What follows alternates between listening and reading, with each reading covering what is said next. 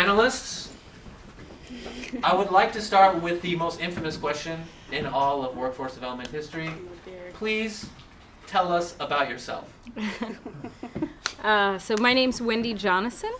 I'm an actively producer, editor. My background is in journalism, so I still call myself a reporter. I work strictly in nonfiction, video production. I guess we can go all the way back to the beginning. I got my start as a print reporter, and then I went to UC Berkeley's Graduate School of Journalism, where I studied documentary. I transitioned from there, graduated in 2013, transitioned from there to video production. I was freelance for about a year, and then I joined the team at HA Plus, Al Jazeera's social media and digital network, before it launched, and I helped them build content, develop their aesthetic, and build out an audience, and worked for them for a couple years after launch. I moved over to Fusion, which is owned by Univision, helped them build out a digital brand using social media-driven videos until they merged with the Gawker Gizmodo empire. And then I started working with Gizmodo. I was at Gizmodo until about a year ago. I left to pursue bigger projects, went freelance, started working on my own film, have worked on a few other films, and then about 2 months ago I joined the Seeker team, which is a digital, we'll just call it the digital side of Discovery, plus one of the sister companies of NowThis, Dodo and Thrillist.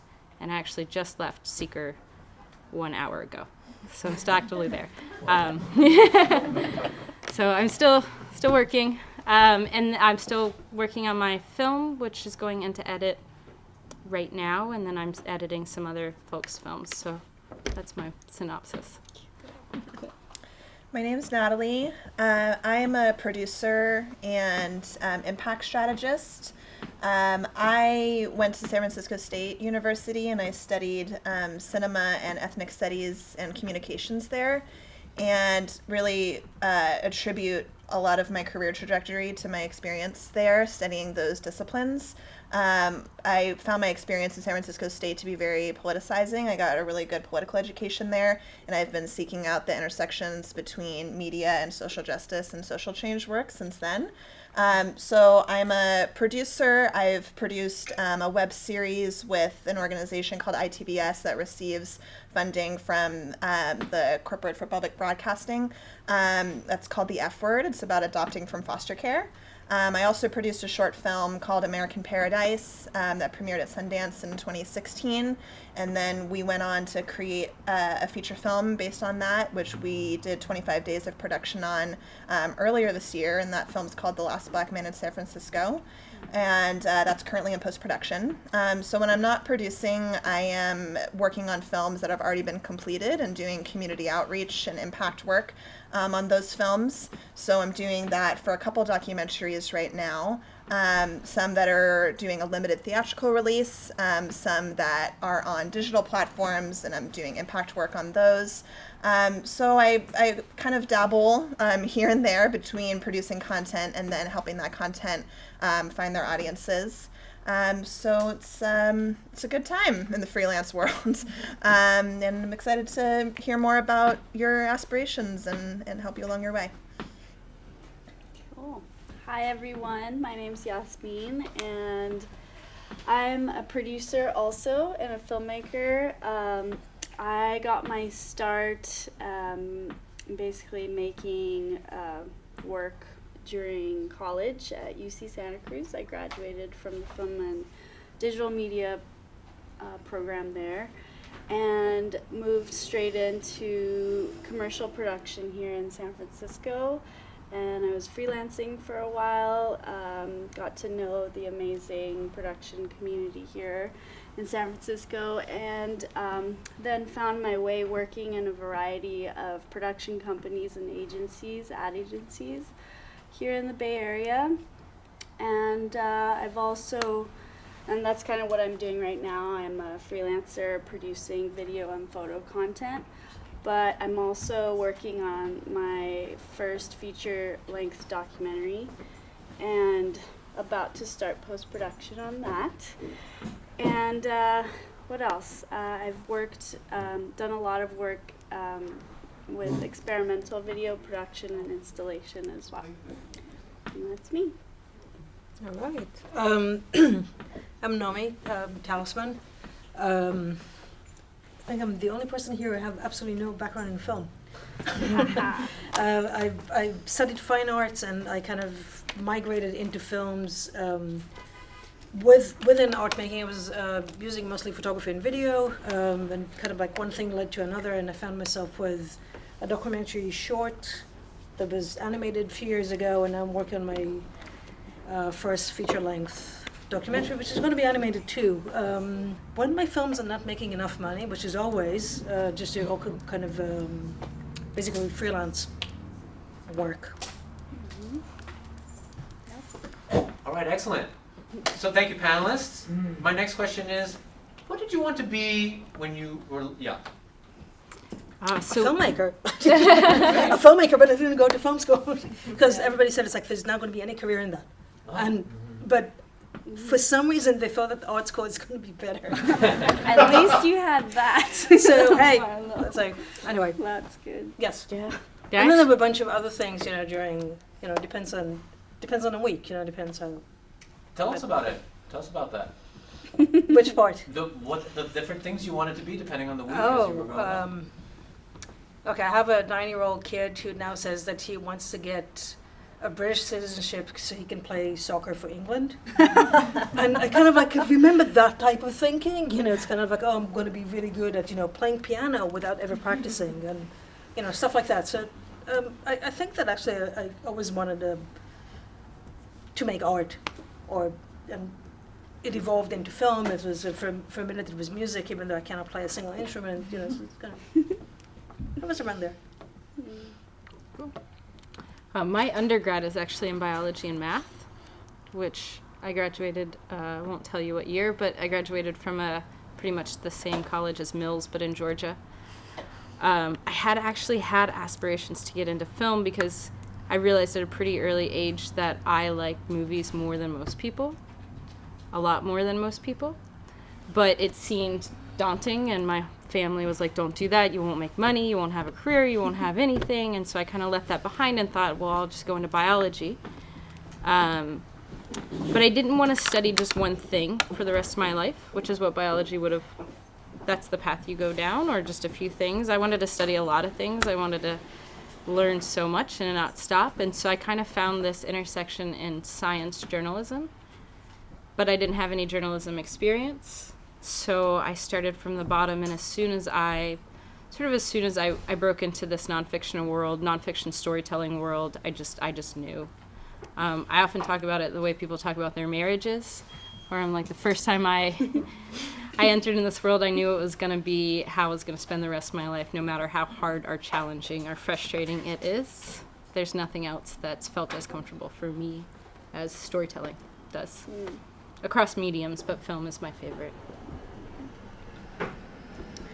I think I wanted to be an actress. And then I went through that awkward, teen, I guess you just call that puberty. And then I was like, oh, I'm awkward. I don't want to be in front of I don't want to be on stage. But I did do a lot of musical theater and dance and performance.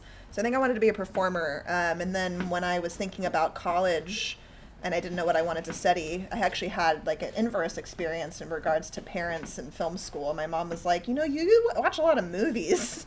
Why don't you go study cinema? And I was like, yeah, okay. So that's how that happened. I had a similar story to you, but it wasn't that I wanted to be an actress. Everyone around me told me that I should be an actress when I was a kid, because I loved putting on plays and pretending and all sorts of things. And I actually did act in a couple plays in school, which was really fun. But yeah, like you, Wendi, I was a storyteller from a very, very young age, and that has always resonated, and kind of took that into my art making. And when I got hold of a camera, my mom gave me my first still camera, and I started taking pictures. I just saw everything from a different lens, so to speak, through the camera, and the whole world opened up. So that was really interesting to me. And once I started adding motion to it, all these different layers of story came out. And yeah, so sorry, not too far from what I originally intended. So, but yes, my parents were very. They were not very happy with my choice to go to film school. They're like, you need to study computer science or something. And I'm like, nah. So, yeah. Yes, ladies and gentlemen, a lot of times our parents say, if you really want to piss them off, just take a future or career in the arts. Yes. Thank you, panelists. My next question is, was there ever like a defining moment when, you know, you had an experience like, this is my jam. I want to make films. I want to tell stories. And if so, I would love it if you could share that experience with the studio audience. I mean, for me, it goes back to that moment I was talking to earlier, and unfortunately, it's not anything to do with film. But I had been interning at San Francisco Bay Guardian, if you all remember that, 10 years ago.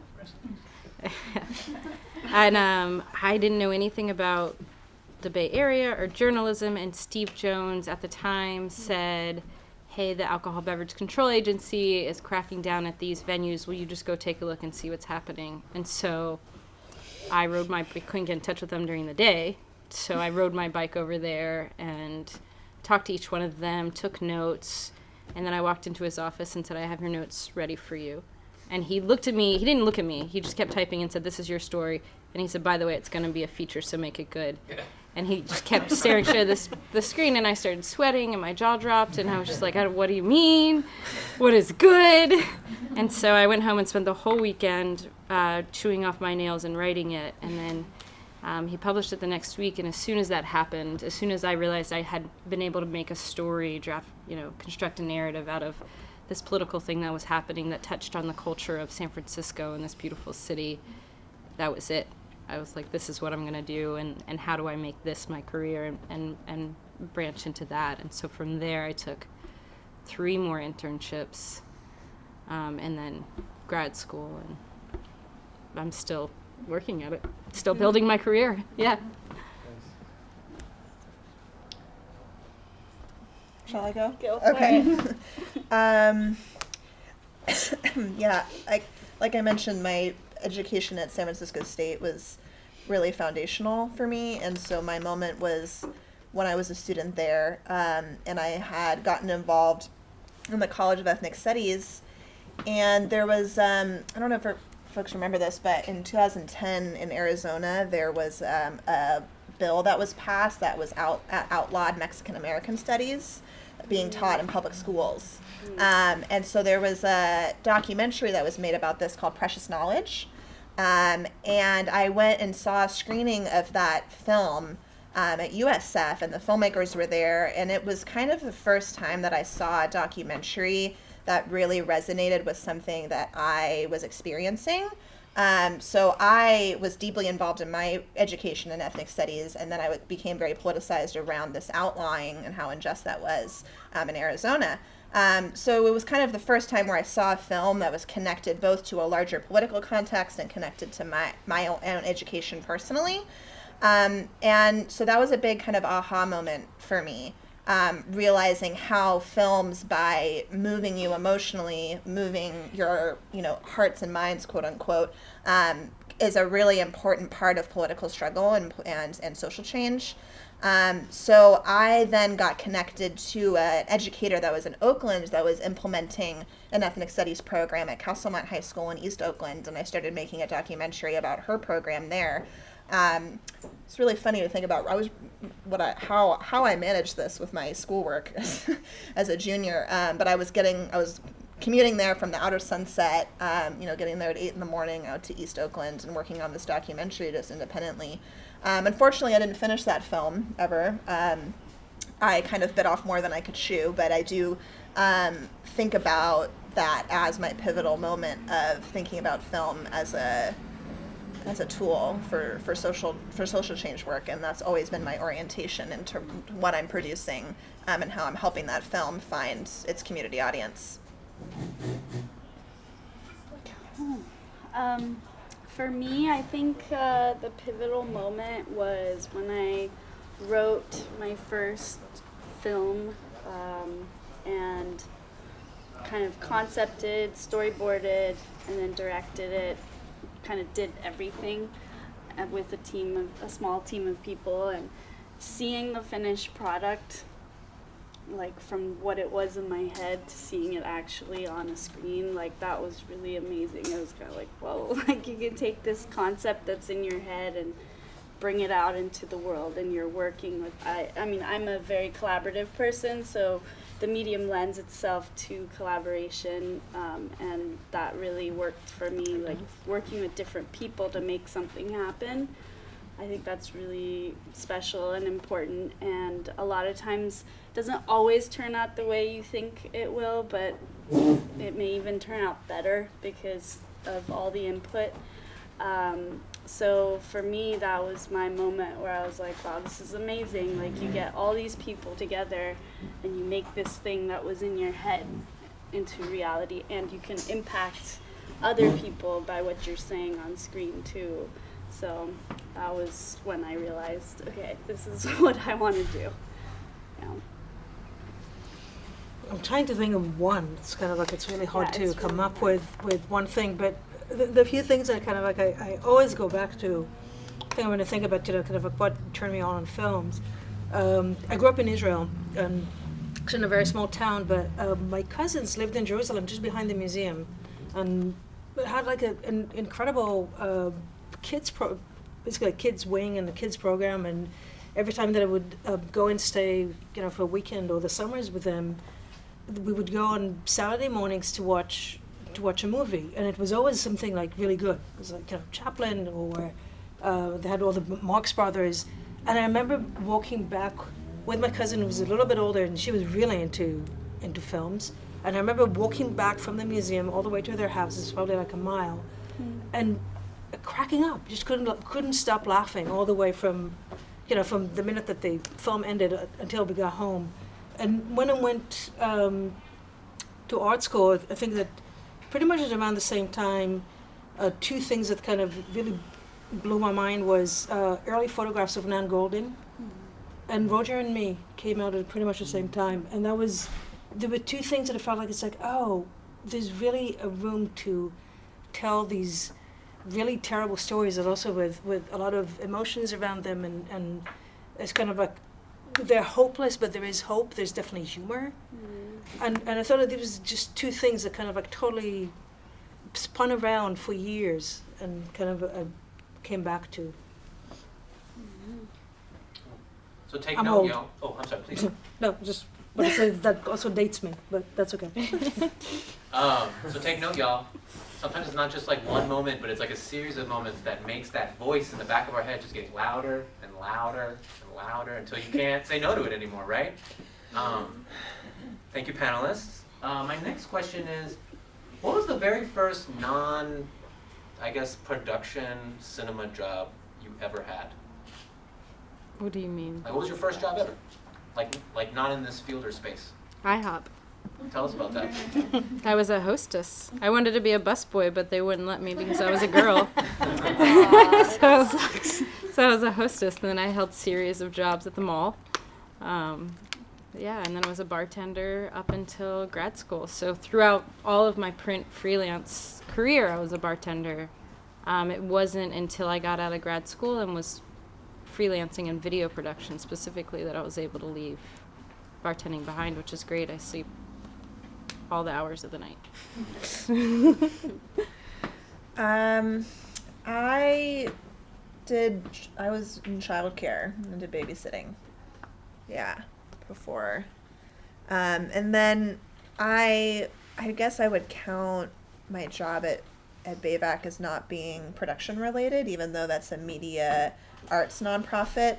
But funny enough, I started working at BAVAC as working on a documentary. And then somehow I got a job doing admissions for a workforce development program. Don't know how they thought I was qualified for that, but it was a huge blessing because I got it was really my professional, gave me a professional skill set and learned how to work on teams and in an office space. So it was a huge blessing to have that opportunity. And then I ultimately moved on to get back closer to film. I first job ever I think was in a clothing store in the mall, and then a coffee shop, and then restaurants, many restaurants, as a waitress, and then let's see what else. Did a bunch of weird admin stuff for different people. I worked at, I don't know if you guys know this place, but S.H. Frank.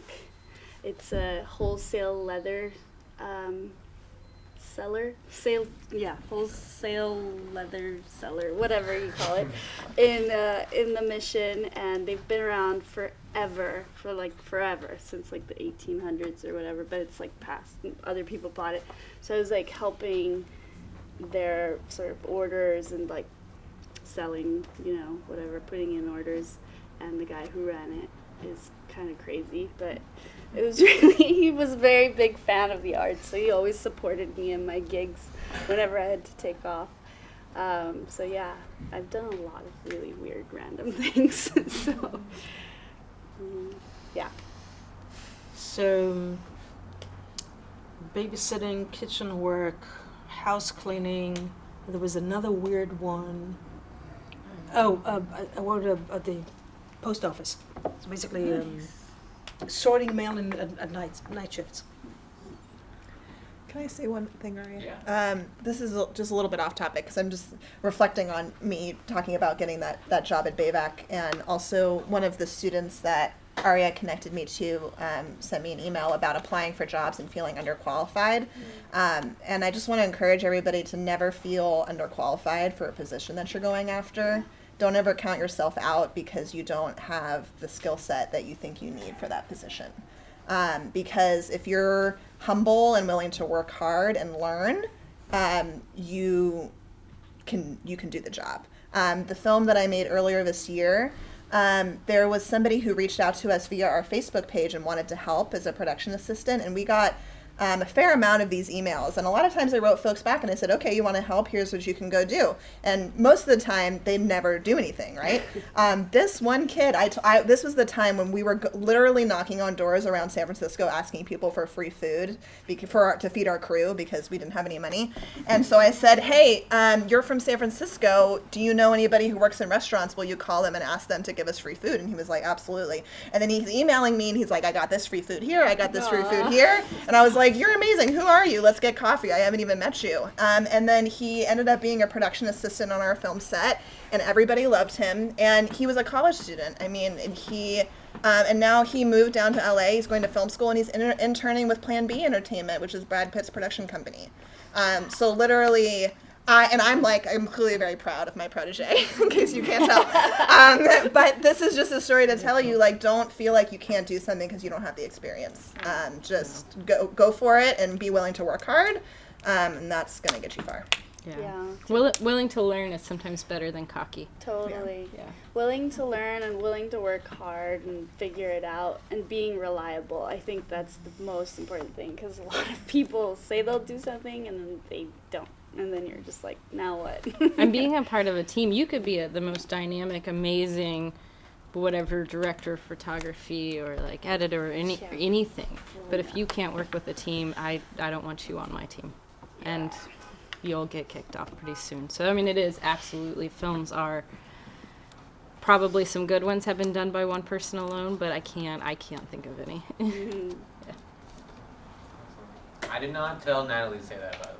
You work with me and know that I say that to y'all all the time. I did not tell her to say that, so that's... He didn't tell me to say that. Not a plan. Thank you, panelists. What was your first production gig? Like, in the cinema game, in the storytelling game? I would love if you could share that experience with the studio audience. Like where we got paid? Yeah. Okay. Yeah, my first film was my thesis film, which did air on PBS. Everything I did in grad school was for publication, or intended to. So I wasn't paid, but I produced and shot and edited a film on a small Russian community living in Alaska that was religiously zealous. After that, I couldn't tell you because I was I gripped for a car commercial. I edited for Al Jazeera America. I did some stuff for I mean, it was just everywhere until I landed the first thing. And I've worked on other people's films, and I haven't launched I've launched my first film since grad school. I launched it last December. We're going into edit now. So, and that's also unpaid. It's the opposite of unpaid. It's negative paid. You're losing money. Yeah. I think the first time I got paid for a production job was working on the documentary in partnership with Bayvac. I think I got a stipend for that. So that was an interesting team because we didn't really have titles. It was a collaborative production team of like 7 of us. So that, yeah, but I got that because of all the unpaid stuff that I did during college, the internships and the going out on my own and making that documentary about the East Oakland High School. So when you have the ability to do stuff without pay, then that will help you get the paid stuff eventually. Yeah. I had a year total of unpaid internships before I landed a gig. That's 4 different unpaid internships. Yeah, speaks to some of the difficulty of sustainability in this field for sure. Oh, yeah.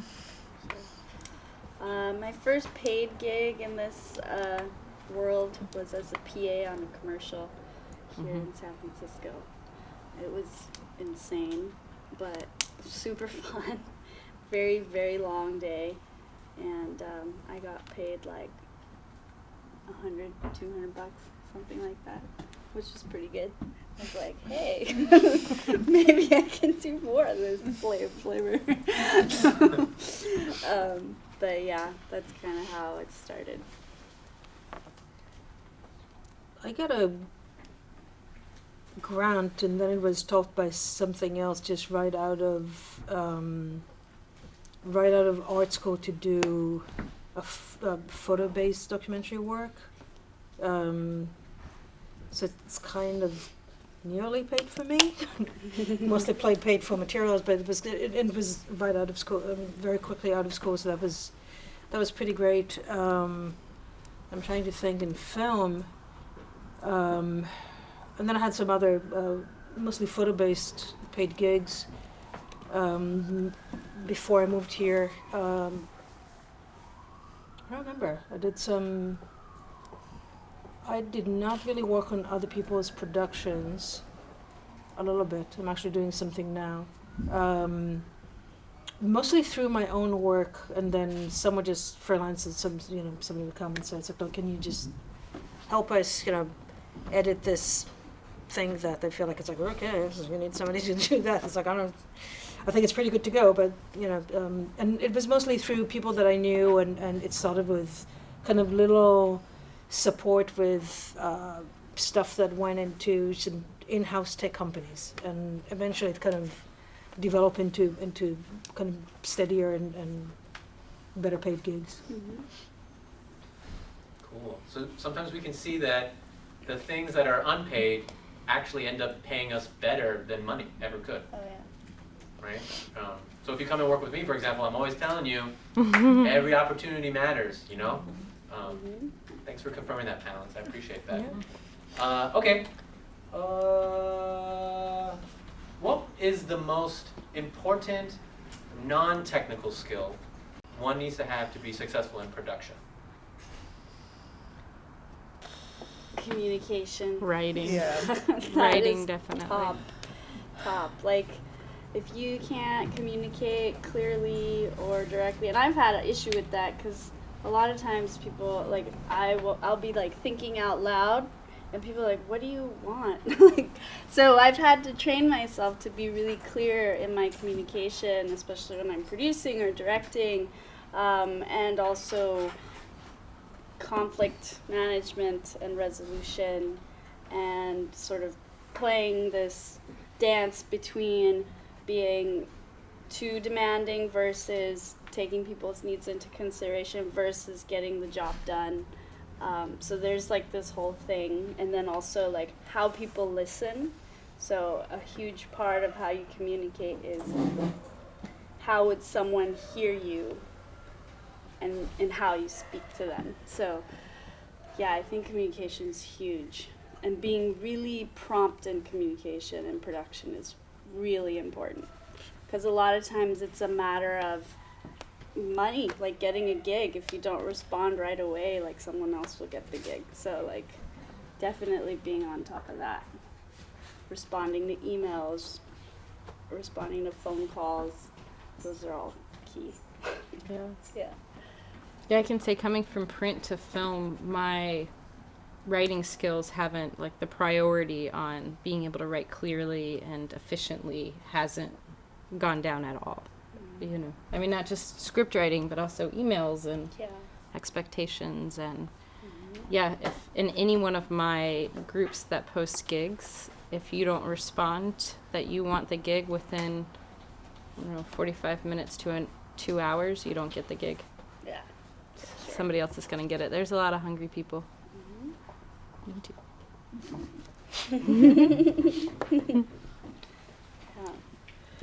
Yeah, I would agree with all that. Can I just like to know who's in the room. How many people want to work in production, like in narrative? In narrative? Yeah? Yeah, okay. Yeah, so this feature film that I made, so I made a short film that was a narrative, and then this feature film that I made was my first feature. And yeah, the promptness of the communication I have to emphasize also. It's funny because you kind of forget that, in normal professional settings, like 24 hours is kind of a normal response period. In film, it's like an hour. And so it's funny, like if I'm not talking to a film vendor, like if I'm talking to somebody who's not a film vendor, I'm like, why is this person not calling me back? Like why are you going so slow? Okay, now I really digress. But there was that movie like Zootopia where they go to the DMV and it's like the sloths behind the counter. Like that's what interacting with people in the real world feels like when you're in production. So yeah, and also like being reliable. I mean, because film is such a highly collaborative medium, you need. It really means like it brings new definitions to time as money. Truly, and so. And it doesn't matter what position you're in. If you're the director of photography or you're a production assistant, everybody is critical. And if you drop the ball, like that affects everybody. And so being reliable and being on the ball is like, that's what's going to make you rise in this industry. And if you drop the ball, you have to communicate about it. Like, I had production assistants working with me that were a little bit more green, and it's like, one of them was driving a van and then she like hit something and then she didn't tell me because was like afraid of being in trouble or something, right? And so I understand that, but like I need you to tell me when something happens so that we can problem solve. Like, and I'd much rather you do that. Or like, and this production assistant I had working with me, she had a death in her family. And we kept her on board because she still wanted to work. And then we had like a 4 a.m. call. And then she tells me like that morning that she's like not showing up with the van. And I'm like, okay, well now I'm in a huge lurch and now I can't like bring you back, And she didn't communicate with me like the day before being like, hey, I'm in a bad place, like so that I can make arrangements, right? So communication, being reliable, and when you make a mistake, like just, own up to it, because if you're on a healthy crew, like there's this camaraderie of like, we're all in this together. Everybody makes mistakes and like we are on the same side. So like, let's work together to problem solve when mistakes happen. Mistakes are inevitable. But we have to communicate about them so that we can work together as a team. And along with reliability is like timeliness. Like if you're late to call, like, bye. Again, because like time is money, right? Like I had a producing teacher in college, and the first thing he told us was like, if call time's 5:30, like you're there at 5:15, right? Like you're there early. And yeah, if you're on time, you're late, right? So timeliness, reliability, communications, and then also like being pleasant to work with under pressure is huge. It's a very, very stressful situation working in production. It's very high stakes and it's kind of addicting that way. But because you're under high pressure, maintaining a pleasant demeanor in that environment will also get you jobs. Yeah, it's in addition to sort of communicating mistakes, especially when you first enter, somebody's going to be like, "Oh, you can shoot all these things?" And you're going to be like, "Yeah, definitely I can. I've done similar things to that." And you're going to go out there and you're going to meet challenges that you didn't expect to face. You're going to meet challenges that are challenging for even the most skilled and experienced shooter. And coming back to that producer, coming back to that editor and being realistic instead of saying, "Oh yeah, I got you, totally got you everything, you're fine." You know, and being like, "Hey, I got you everything, but that one shot on the cliff was challenging for this reason, and maybe it's overexposed." That is a lot easier to hear as a producer than it is to see in the footage later where I'm like, "Whoa, this shot's completely unusable. Why didn't I know that until now?" Right. You know, and that sort of runs across the board, and that's something that happens a lot in the beginning of your career where you're not lying and saying that you can do something you can't, but you are sort of overextending yourself, hoping you'll rise up. Just being very honest about what happened and how it happened is a lot better than finding out the production van has a dent in it. Okay, so if I heard correctly, and I'm summarizing correctly, communication, not only specifically clear communication, but asking strong questions, actively listening, response time, being forthright about mistakes and when you're behind schedule, being pleasant to work with under stressful situations, aka everyday life, every minute of 2018. 2016. What was that? And 2016. And 2016. Did I miss anything? Reliable. Reliable, thank you. Thank Yeah. you. Very important, very important. Okay, thank you so much, panelists. I was kind of creeping around taking photos for LinkedIn, and I noticed I didn't see a lot of questions on those note cards. Don't forget, in 10 minutes we're going to be taking a break, and I want to see some questions from the studio audience, because I don't have a lot more questions. Okay, panelists, tell us about your worst production experience. Oh my God, why are you doing this to me, Arya? Because you signed up and you love it. That's why. Oh. God, you know, I think it was like a near worst production experience, but I had first started, I was PAing for a car commercial, $200 a day, which to me was like a percentage of my rent. So I was like, great, yeah, I'll take this, you know, especially at the time.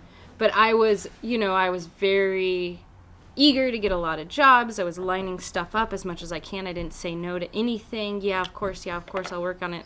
So the director, we were up in Marin, and the director was like, "Oh, I forgot this lens. Will you go back to Berkeley in my car and get it?" And I was like, "Yeah, absolutely." So I'm like driving his car. I don't normally do this, nor do I condone this, but I was checking my email to respond to somebody about a gig the next day. And I came millimeters away from wrecking his car into somebody else's car. Millimeters. And if that had happened, that's another thing people don't talk about, but this industry is very small. And your reputation, if you have a bad attitude on one production set, everybody's going to know, and they're going to not want to hire you. So if I had wrecked that director's car because I was being thoughtless and quick and, you know, not focusing on the task at hand, I wouldn't be sitting right here, you know. I'm so glad you raised this, because this is actually a huge safety concern, because we're telling you all that you need to respond to your emails and your texts really quickly. You may also be driving a production vehicle. So be careful. Don't text and drive. If your production manager is like texting you, be like, pull over and be like, "Hey, I'm driving. I'm getting to set, blah, blah, blah." Like, you know, let them know. It's a real thing. Like when I was, be careful when you're driving and needing to keep your response time. There's so much things with freelance and with, you know, being on set that you have to juggle, you know, and I think it's easy if you let one thing drop. It's easy to let a few things drop, but one of those things might be a critical thing, like keeping your director's car in one piece. Yeah. Because then other producers will call you and be like, "Hey, who'd you work with? Do you have any recommendations?" And, you know, the folks that have been reliable, you know, responsive, pleasant to work with are always top of mind. So, the other thing I was going to say is definitely, you know, if you haven't heard from anyone, you're working in production, because this happened to me a lot, and I kept thinking, "Oh my God, they don't like working with me."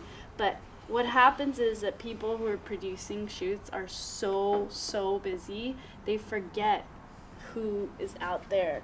And there's new people coming on all the time. So it's really key to keep in touch and call people and be like, hey, I'm available, hey, I'm this, like updating producers and people that you've worked with, or, you know, even DPs or directors you worked with, and letting them know you're freelancing or you're available on these dates really helps, because they won't remember.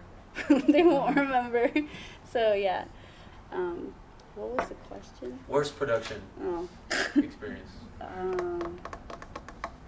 You say. I have I'm trying to about think. that one.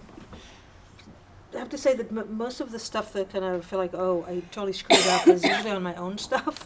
So it's kind of like, okay, you know, so I cost myself, I mean, it's still money, it's still time, but it's mostly just myself, it's a little bit different. You know, so if you've forgotten headphones, you can always stop at some Best Buy and get headphones, you know, or I don't know, whatever.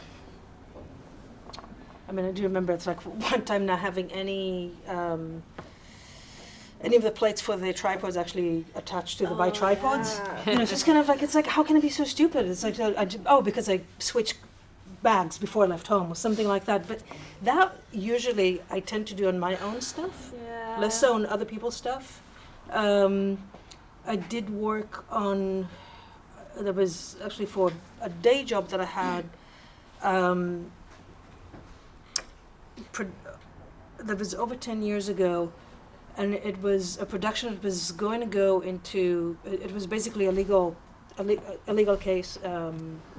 But stakes was super high, and we were shooting interviews in the Ukraine. And there was just a moment that kind of like, I can't remember what it was, like I couldn't charge batteries or couldn't get tapes or something like that. It was kind of, okay, now everybody has to get up. It's like 7 a.m. and we have to go all around town to find, you know, where we can get whatever the adapters or tapes or whatever it was. And it was just a moment that kind of like, I can't even ship it to arrive fast enough, but it got resolved in some kind of weird way. I can't remember, but that stuff I tend to do it less and less, but I tend to do it more in my stuff than when I work for other people. Those are always learning experiences. Headphones, Yeah. easiest thing to forget about. Yeah. And plates. Oh yeah. I actually now have in the bag where I put the equipment, I have 2 sticky notes. One of them says headphones, and the other one says tripod plates. You know, it's just kind of like, okay, got it covered. I have to say that a lot of this stuff that we're talking about translates to the salaried office world as well. So when I get a job at Seeker AJ Plus and I'm salaried, and we're talking about building out a team, they come to me and they're like, well, who's good? Who should we hire? We're actively doing that at Seeker right now. And so I have memories of, oh, this person was great on set, this person was great there. And those memories of this person's great on set is stronger than this person's a great photographer. Because I'd rather have somebody who's a good team player than a strong photographer. And so that stuff translates over to getting, like, you know, a steady job as well. Natalie, did you have one you wanted to share? 'Cause I know she didn't answer. Yeah, I mean, I'm trying to think about, I actually just kind of had a post-mortem with my producing team on The Last Black Man in San Francisco, and we were reliving all of our very stressful days. I mean, as you can tell, or you've probably experienced already, working in production is just putting out fires as they come up. Our last week of shooting, we had like 17 locations around San Francisco in like 5 days. So we were moving around a lot, and we had like a very small locations team. We had like a 2 or 3 person locations team. So typically, you know, it was a union production. I've never worked with unions before. We can talk about that when the cameras are not rolling. But anyway, so we typically have what's called a base camp next to where your location is, but because we were moving around so much, we didn't have a base camp at every single location. So we were shooting this skating shot on California Street in Nob Hill, aka one of like the busiest intersections in San Francisco, and we had traffic control, and we had a skate double, and so we called the skate double for our lead actor, But then there was a miscommunication where we were actually supposed to call the skate double for the other lead actor because he knew how to do the hill better. And there was a lapse in communication where we were like, oh, we didn't know that we needed to call the other skate double. And because we didn't have a base camp nearby where they could change, we didn't have his costumes there. So we had to call the other skate double, get him over there, but we didn't have time to bring him all the way back to the other side of the city where his costume was to change. So we had to change. It was stressful. I don't want to say more because I don't want to. Yeah. When things aren't going online, I could tell you more stories. Yeah. So it's a very, very high stress environment, and it's not for everybody. But if you can stand the long hours and you can work under that kind of pressure, then it's really fun. You get kind of addicted to this peaks and valleys. Because, we solved this problem, and I'm standing there on California Street, and I'm like, I'm literally a superhero. Like, I have superpowers. That was so stressful, but then look, we got the shot. And so there's something really rewarding about that. So yeah, if you like the adrenaline, then you might be cut out for this. I think speaking to what you were saying about it's mostly happened on your own productions, I'll definitely attest to that. There have been several occasions where you go in for an interview and you're getting great footage and you've got the audio and everything's awesome, and then you've got your camera assistant or whoever, the DIT, checking and making sure everything's good, and then you come home and the audio's not there. Or the camera A is not there. That's how, and you just get this sinking feeling, and you're like, what just happened? We were so careful, we were checking, we were doing everything, and maybe there wasn't a card in the camera, or maybe the person who's shooting didn't press record and they thought they had, there's just, so you just have to work with what you got.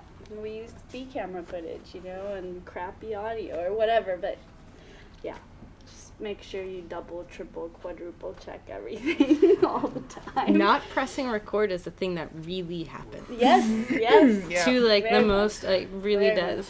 I just saw Free Solo and Jimmy Chin showed up, and that was his concern. He was like, I was concerned people wouldn't press record. And I was like, that was your concern? I was like, you were on my little It happens. Yeah. It's a legitimate concern, though. It's a legit Very good, especially if you put those cameras up there. Exactly. Did all that work. Yeah. Thank you, panelists. So now we're going to step into what I call the bonus round. Can you please pick a number 1 through 36? We'll say 17. What inspires you? Oof. Solid narrative arcs. I'm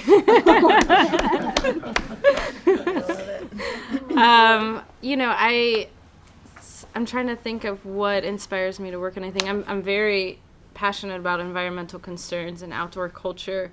I've done a lot of work in social justice, but the film that I'm working on, I came into it, it addresses homelessness in Oakland, and I didn't come to it because I'm very passionate about homelessness in Oakland. I mean, I am. I live there, and I care about people, but I never thought I'm going to spend a year and a half and a bunch of money working on this project. It was that I met this activist who had discussed this perfect narrative arc, and when she told me what it was, this just sort of star shone, and I was like, this is it. This has a start, a middle, and an end, and we can sort of couch social justice issues in it. There's not one thing that really gets me inspired. It's more just my hunger and my appetite for storytelling. Thank you, Wendi. Natalie, number 1 through 36, that's not 17. 27. Can you name 3 consecutive days without using the words Wednesday, Friday, or Saturday? What? Let me ask you another question. Choose another number. Sunday, Monday, Tuesday? Without using Wednesday, Friday, Saturday. Okay, who would win in a fight Sunday. between Spider-Man and Batman? Oh. I've had this debate. It's too bad you didn't pick that. This is great because I'm actually writing a I'm writing a superhero treatment right now. So Spider-Man, I'm gonna go with Spider-Man. Do I have to try? Please. Yeah. I need this. I don't know, cause he can crawl on the walls. I don't know. I don't have a good answer. That's okay. Because he's light, and nimble. Light and nimble. Okay, excellent. Excellent. Yasmin, Yeah. pick a number 1 to 36. 36. Oh. A penguin walks through this door right now wearing a sombrero. Of course What I does the tried penguin my say, question. and why is the penguin here?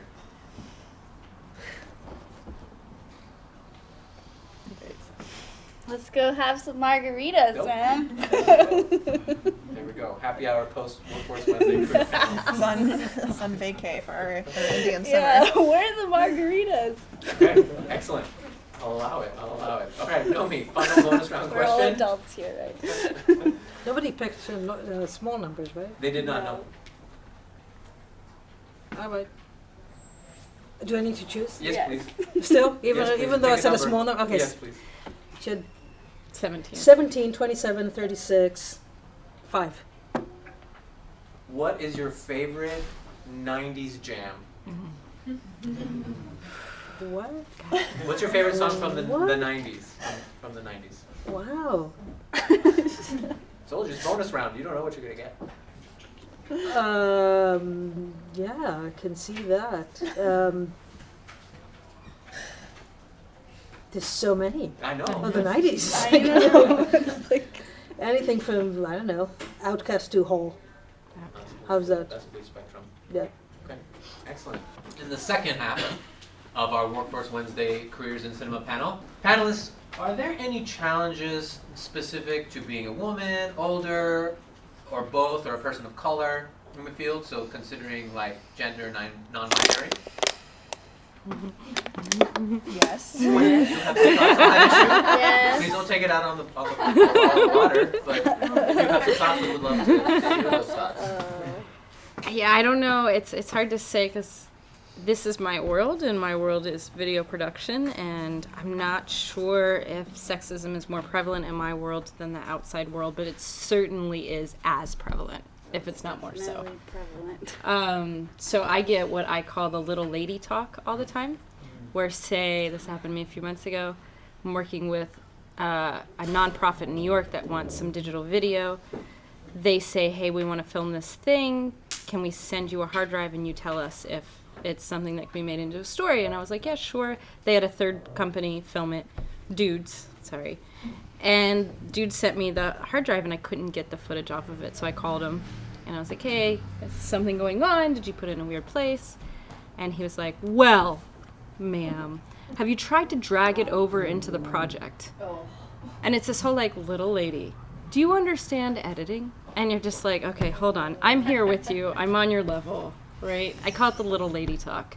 And I just sort of have to be more authoritative. And, you know, at that point, I sort of put my foot down. I was like, listen, I'm talking to you because I'm in this industry and you need to talk to me like I'm on your level. Anyway, so I'm going to take my water bottle back. I can't speak to people of color. I have white privilege and that, but I can't speak to sexism, and it makes me pretty angry. I can speak for old people. I mean, do all the people who we just mentioned in this question have harder time anyway? So I think the answer is yes, but I just want to point out actually something else that is kind of could be interesting in this particular arrangement is like you can also make your own crew. You can also make your own people around you. And I think that a lot of the time that is actually the answer. So yes, you will need to get hired by other people at the beginning, or you need to come up with some funding to start your own work. But there's also, first of all, there are a lot of people who might be able to relate to that. there are all kinds of groups that can help. I remember sitting on, going to a panel that I think was probably handled by Women in Film, maybe, I don't remember, in SF Doc Fest a few years ago.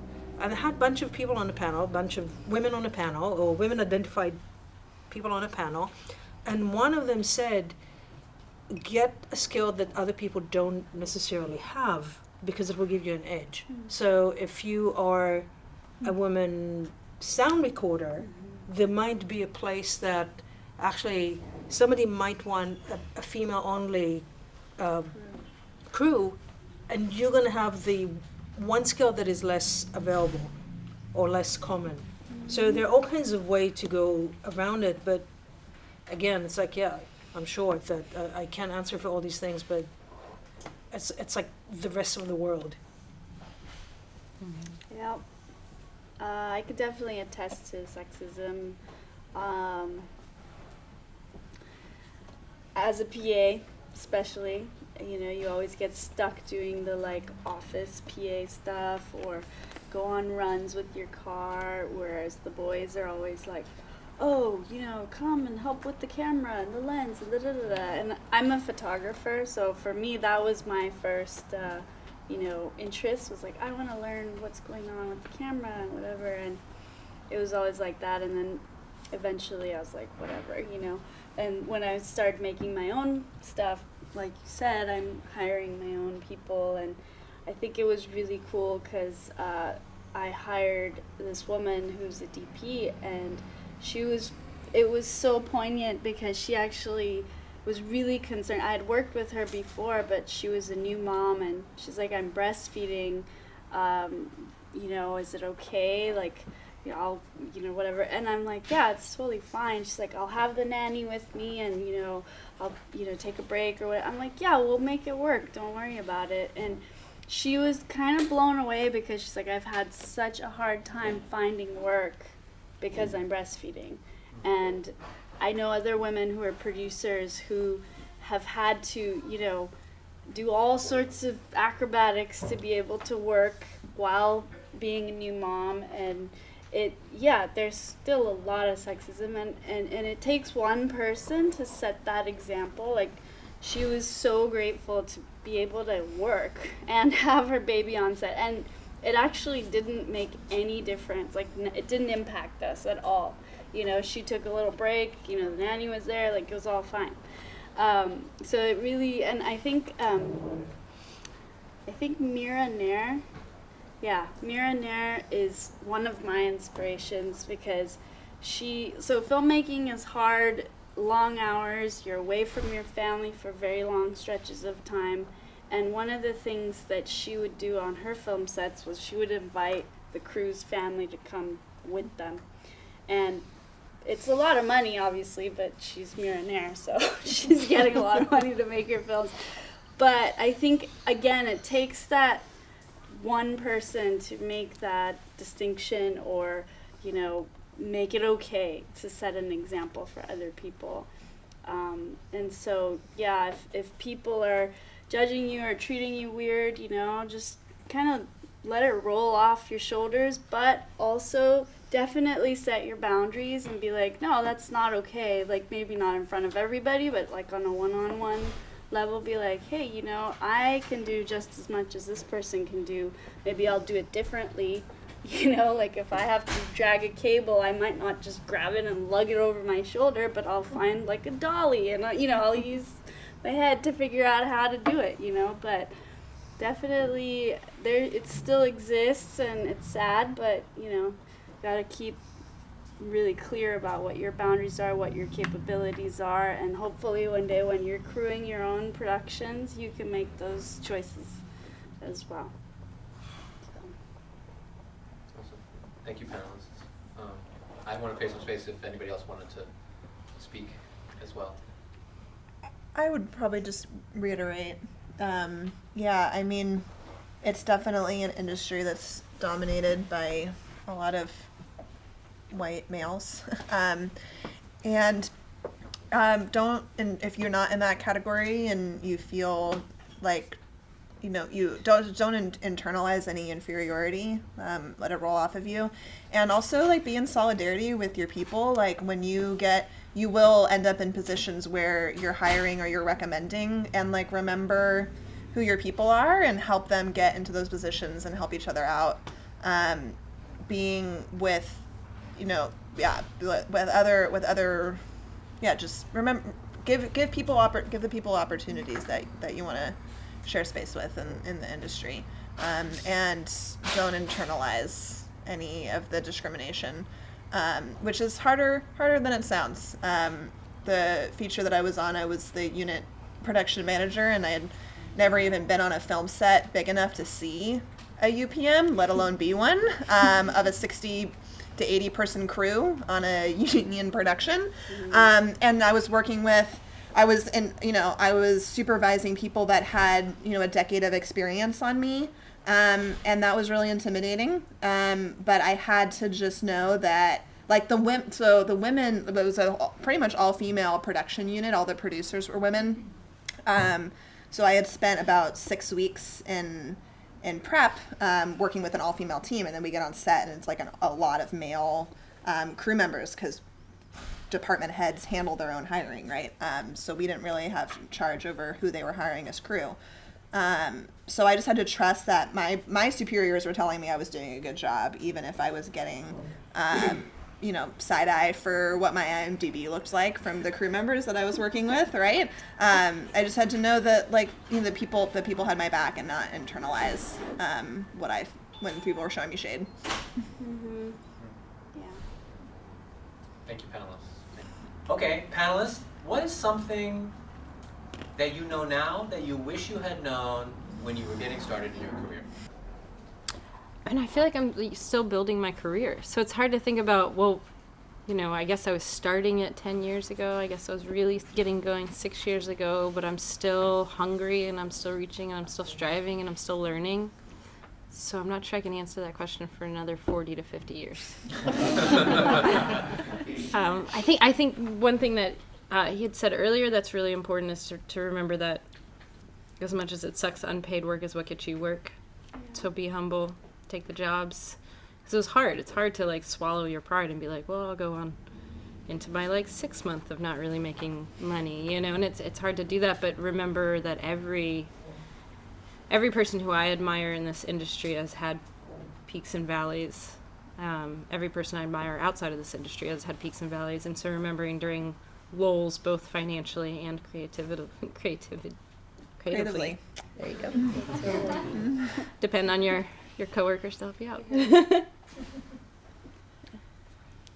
Yeah, every time you walk through, at least my experience in my career, I totally agree that I'm still building it. So it's kind of hard to have that retrospect. But what it's been like for me is every time you walk through a door, there's another door on the other side of that door and another door on the other side of that door, and you just have to know that when you take an opportunity, that's not the end. There's going to be another opportunity on the other side of that. And I can literally trace my career and every opportunity I've had to some opportunity that happened before that. So just keep that perspective and know that, it's step by step. One of the producers that I was working with, she had this expression, put on the socks and then the shoes. Socks and the shoes, this, then this. So, just keep chipping away. And, doors will continue to open. I think for me it was the promptness of response, because I lost a lot of jobs not responding within the first half an hour. And I was like, what's happening over here? But you figure it out. It's practical, less metaphor. Yeah. This is my advice. So that's what I can remember. I would say from independent filmmaking, so not from not necessarily from that side, which I think all these are just sound advice, and it's also kind of really remember to listen to yourself. Mm-hmm. If somebody tells you they're going to do something for you and they're going to da-da-da and they have this great resume and all that, and it just doesn't sit well with you, just walk away. Mm-hmm. And the other way around, it's like sometimes somebody will give you great advice and you don't necessarily know them, and instead of second guess, it really rings true. It really rings like just go with it. Usually, I'm pretty good at that, but I have like one severe burnout. But mostly I have to say I'm pretty good with that. So put people that you like and trust, and you feel like they're smart, and also always consider the source. Yeah, that sort of goes back to the reputation. I mean, I've seen somebody has a bad attitude on set. I've seen it. They don't get jobs for 6 months. I've seen them be considered for staff positions, and somebody says, "Oh, I was on set with that person last year. They're terrible working with the team," and then that person's resume is bottom of the stack again. It's not. I'm not saying like your reputation, like, you know, what music you like. I mean, your reputation as somebody who can work on a team is really, really so much of whether or not you're going to get your next gig or not. So those doors are going to be there, but that door might not open if you were, you know, combative or late or, you know, didn't show up with everything you were expected to show up with. May I ask a follow-up question to that? Mm-hmm. Because, you know, some of us have bad days, Mm-hmm. right? Like, is it the type of thing where, like, you know, you can have a bad day and then bounce back and everyone's like, okay, no, that was just a bad day? Or is it like, is it one bad day can ruin your rep? You know, because, you know, the Right. saying is like, it takes a lifetime to build a rep in a moment to, like, ruin it, right? I think it goes back to the communication you were saying earlier. You can have a bad day, you go back to the set next day, or you go back to the office next day, and you're like, hey guys, so sorry that I snapped on you when you asked me to get you coffee. Yes. I didn't get much sleep. I'm on it now. If you're just sort of honest about it, I think everybody gets to have bad days. But I don't know. I would agree. I would agree. Yeah, it's like, and it goes back to the teamwork piece of it as well. Of like, you know, we don't get. I mean, you probably have or will encounter people that are going to be mean to you in this industry because of how stressful it is, and it kind of. You know, but if you're working with good people, you're all on the same side. You know, you're all trying to make the dream work. You're all trying to get the thing made. So it's if you feel like you dropped the ball, if you have the ability to own that really does set you apart, because you know, it allows you to show that I've recognized this mistake and I'm taking responsibility for it, and that shows responsibility to your teammates and also to the thing that you're trying to create. So I think, you know, just don't, and it's difficult. It's like this little trip up that you can get because we're like you know, we're putting so much emphasis on like, don't be late, perfect. don't be, be perfect, you know, and it's like, yes. And then that can also make you feel afraid, you know, of like when you feel like when you do make a mistake, you know, your whole life is over. I'm not saying that you think that, but you know what I mean? So yeah, when mistakes do happen, just, you know, you just have to own up to it. And then, Yeah. Thank you, panelists. Documentary or narrative? Which one do you like making better and why? I'm a journalist, so documentary. I worked on one narrative, which was very weird. So in documentary, you sort of shoot, and then your story, I feel like the story really comes out in the edit room. I mean, you know what you're shooting, you know your narrative arc, you know everything. You try to plan that, but real life is real life. And so the story comes out, whereas narrative, the whole story was up front, and we had to deal with actors, and I'm good. yeah. I haven't made a lot of narratives, and I've made a few short documentaries. I'm working on a feature documentary, but I have made one or two narratives, and I think the main difference for me was that you kind of have everything in your head, and you're kind of matching what's out here to what's in your head or what you've written or someone else's script. But with documentary, like you said, you go out with a concept, an idea, and the story develops in ways that you never could anticipate, which is what's really magical about documentaries, and I think why people are attracted to making them. And they're real life stories. So it really depends on what your creative vision is. I'm definitely not gonna not make a narrative in my lifetime, but you know, it depends on what story I want to tell. For me, that has always been the driving factor, is, you know, what is the story I'm trying to tell, and what medium would suit that story, rather than be like, I'm only gonna make this, I'm only gonna do that. So that's me. So I want to say that there's a bunch of, you think of all the examples of people who actually don't make that separation necessarily, and you have filmmakers who make documentaries that are totally, they're using all the tools of filmmaking and such inventive ways. You know, BSB-17 is running now in a theater. It's just a phenomenal film, and it's a documentary, but you wouldn't know that necessarily. Only it reveals that it's a documentary in the making of it. Kitty Green's work, casting Joan Benet, would be another example of just really thinking about the mechanism of filmmaking. You know, you have Donald Herzog that basically looked at his career and he said, it's like, I make films. It's like I don't make even the distinction between them. Frederick Wiseman says the same. You know, so in some ways it's kind of like it's what drives you to make what you make. For me, it's documentary, but I don't make verite films or even traditional documentaries. So, is it still a documentary? Yes, it is. But yeah, I would affirm that there's progressive, like thinking outside the two boxes when you're thinking about how to approach your storytelling is great. And you know, I would perhaps even more the fundamental difference between the two, if not the storytelling tactics or devices that you're employing, is how you approach production. Because in documentary, you typically have a lot longer of a production period. Sometimes you're, shooting over the course of 6 months or 3 months or a year, or you're shooting and then you're editing and then you're going out and getting more funding. It's very elongated. Producing a feature is not that way at all.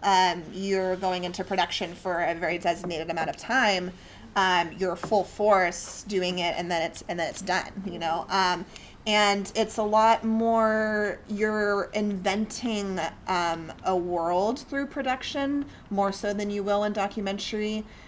You have sets and you have costumes and you have actors, and so there is like some genre bending when it comes between the two mediums in those regards as well. And BSB-17 is a good example of that. But I think logistically the way you approach production from somebody who's produced both documentary and narrative is quite different, and so is the financing often. Typically, producing narrative is a lot more expensive than producing documentary. Not always, but typically. So yeah, but it depends. I don't know. I love them both. Just to come back to the essence of the question of which one I like more, for different reasons. And I think there's you have to just kind of decide for yourself what appeals. But I would definitely start thinking outside the box about how different really are they, and from a production standpoint, I think it's really how you approach it from a logistical standpoint, more so than from a storytelling standpoint. Thank you, panelists. Do you think it is possible to only accept work with political social integrity and still make a comfortable living? If so, do you have any tips on how to achieve this? These are really great questions. Yeah. I know. I don't know. I think at first you say yes to everything, but everything's going to be car commercials and stuff. Yeah. Nobody's going to have you work on, I'm going to gauge this audience, Like a right-wing Michael film, Moore's film. But I have colleagues who, they're not in their first years, and they're only 4 years in. They're not like a whole, they're not very far into their career, but they only want to work on social justice films, and they're successful. I mean, it kind of depends on where you land. I think film is such a strong medium to share those stories and to spark discussion and engage an audience. So there's a lot of films about it. I don't know. What do you guys think? I think first of all, it's like the definition. First of all, this is the definition of sustainable living, which we all know is very elastic, and also, and also where are the red lines? Right, so what are the things that we want to support and what are the things that we want to believe in? I do know people who basically do a lot of work for hire for nonprofits. So it might pay less, but at least, but they might have just steady career, steady work coming in, and it really depends where you are in your life and financially what your needs are. I did work for hire for a tech company. This is some mostly internal stuff, and it sounded like it's very benign. And I have to say that the politics behind it was just appalling, really appalling. And for me, it was, I couldn't turn it down. And then when they decided the following year not to do a trade show with video, I was just like, yes! Oh shit! There's still rent to pay, but I and I learned a lot from that, and it was totally great to do that. And the guy that I worked with directly is somebody that I really like. And actually, when I got the job, he told me, it's like, I just want you to know, I think that your moral compass is probably better than mine. So if you just need to leave, please don't do it in the very last minute. And we had an agreement. So it was okay. It wasn't, but the more that I think where the future of that technology is going, it is really foul. But again, it's really different, and the other work that I do for hire is super political and very different, and I totally stand behind it. So maybe one can balance one with the other. I think it's really respectable to think about your ethics when you're engaging in your work. And you kind of have to decide that for yourself. Everybody's ethics are different. But I would say don't be too hard on yourself. It's really hard to sustain yourself in this field. So don't put so much pressure on yourself, like I can't go do and shoot for Uber or whatever, because, it's not within my morals necessarily. Like, you have to pay your bills, and that's okay. And doing those kinds of jobs can allow you to do the social justice work that pays less. So you can think about it as like a trade-off. Like, I'm going to go take this high-paying job so that I can go do this other thing for free, or I can go do this other thing for less pay. So make sure you're supporting yourself and don't be too hard on yourself. I'm able to mostly work on social justice stuff because I'm not always producing and I'm not always working in production. I'm also doing outreach and impact work, and so that on films that are already finished.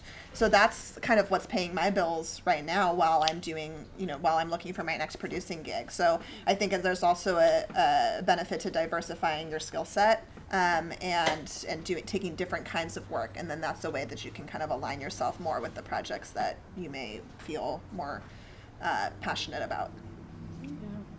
And even within newsrooms, I've been assigned stories, not many, but I've been assigned stories where I've said, I'm not doing that. I'm not going to do that. And there's been conversations and some consequences to that, but it takes a lot for me to go to a place where I'm going to just straight up say no to a boss. But it's been there. I've been there a couple of times. Yeah, definitely the balance for sure, especially living here. I've done my fair share of social justice, political work for very little or like no pay. And then having to balance it with, more commercial work that pays the bills. Right now, I'm focusing most of my extra non-pay work quota on my own film. So I'm working a, more commercial job so that I can have time and money to work on my film, which isn't paying me anything. So, yeah. I also want to raise one other point, which is really to think about yourself as a person. Nobody has infinite resources of themselves, and one does get to a point where you need money, or you need time, or you need something to just wind down. And in the past few years, I had two.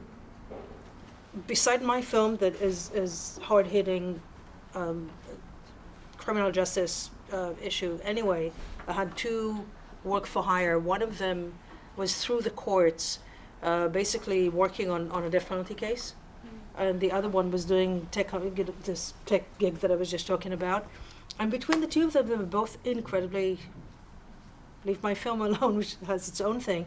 It was just emotionally incredibly hard, and in some ways it was a moment that a friend of mine who makes documentaries said once, like, when do we all get to the place where we do the happy puppy sex, type of films, and fair enough, there's Pick of the Litter came out just right after that, but there's a place that it's like it really depends on who do you want to be in a world? What are the options of filmmaking? What are the things that attract you?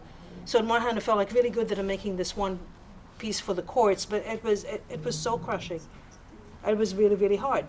Now doing the tech company was soul crushing in another way. It was like, it's like how many drinks can you have after 5? It's like, so it's just something to consider. It's like sometimes it's just better to take, or not better, but you will need to take some dumb, not very emotionally challenging job that just pays something, and because you just need to the bread and move butter. on. Yeah. I mean, and to that point, we are also human, and a lot of times I find that I'll come home from working and I'm exhausted. I make dinner and then I'm like, I'm gonna, edit or do this thing and whatever, and I'm just like a zombie. And so it's really important to take care of yourself physically, and if sometimes you can't do it, just don't beat yourself up, like maybe spend 2 hours on the weekend or something, or, just try to do what you can, but also take care of yourself, because if you're burnt out, then nothing's happening, really, so. Thank you, panelists. That's really, really important. That resonates with me, 100%. I have band practice after this, so I go shove some food in my mouth and then go to band practice, and I'm like, oh my god, okay. All right, so we got 2 final questions here, and I think it would be super inappropriate if I don't ask this kind of question. Nomi, you were nominated for an Oscar. Yeah, that was it. Yeah.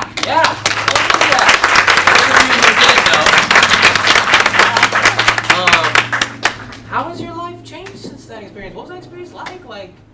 I was like a zoo. It's like totally weird, and it was.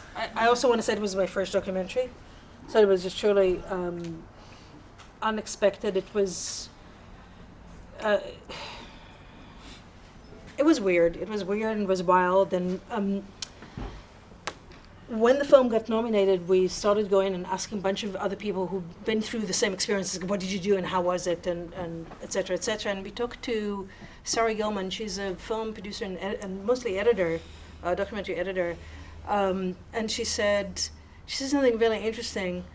She says, like, first of all, just so you know, it's like it's not like a one evening. It's like you're gonna work from now until this is over, nonstop. So treat yourself nicely.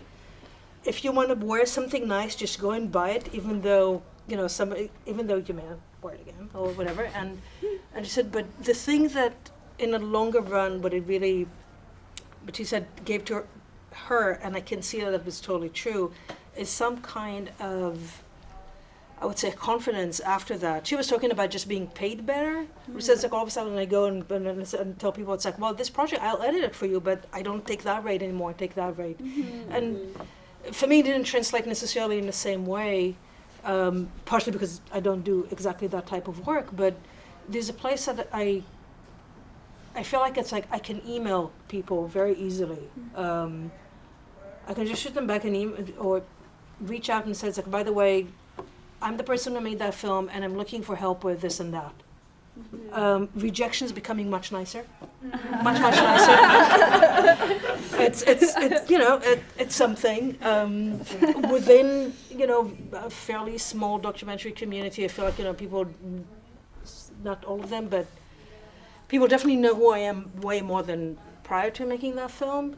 And I think they're really kind of like trusting my instincts. It's like, no, that person is not going to be good to work with. This person I want to work with. Actually, my film is not ready. I need to pull back for a year or whatever it is. It's like this bit's change dramatically. Do you trust yourself more As a filmmaker?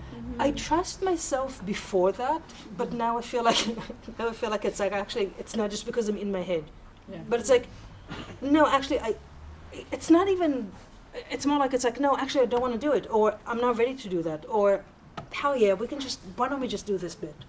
So these little decisions sometimes are bigger, but a lot of the time they're even smaller. But it's just kind of like I just move them.